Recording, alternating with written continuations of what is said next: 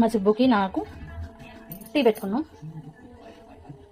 చూపిస్తాను నేను మీకు సుబ్బుగా టీ ఎలా తాగుతాడు అనేది. వాడు రోజు టీ తాగుతాడు.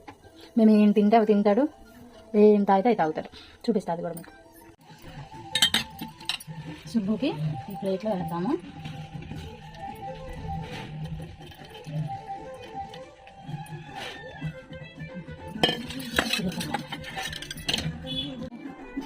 శుభమా శుభమ్మా ఇదిగో టీ.